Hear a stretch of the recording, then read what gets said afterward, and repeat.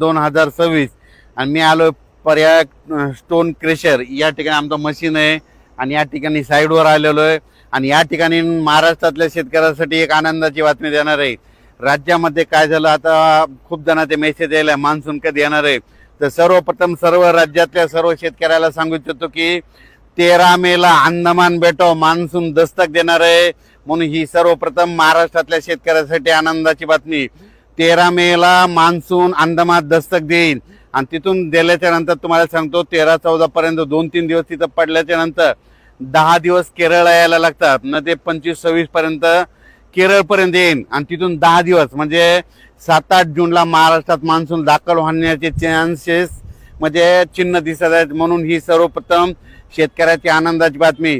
दरवर्षीप्रमाणे यावर्षी जवळपास 8 दिवस पाऊस लवकर येत आहे, म्हणजे मान्सून अंदमान बेटामध्ये लवकर जवळपास 8 दिवस येत आहे।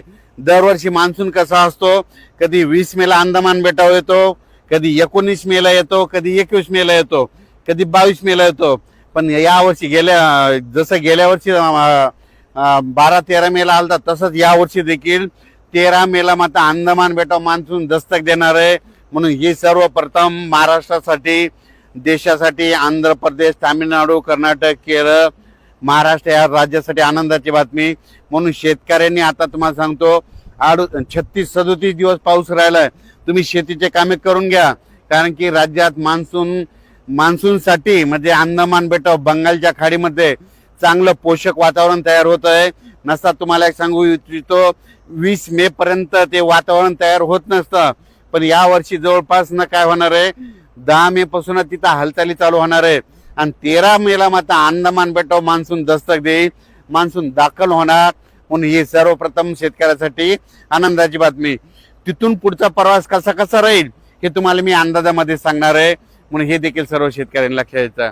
राज्यात मात्र आता सध्या जवळपास 10-12 दिवस तीव्र उन्हाची लाट राहणार आहे, उन्हाचा पारा राहणार आहे, म्हणून शेतकऱ्यांनी स्वतःची काळजी घ्यायची, पाळीव प्राण्याची घ्यायची, पशुधनाची घ्यायची, म्हणून हे देखील सर्व शेतकऱ्यांनी लक्षात घ्यायचं।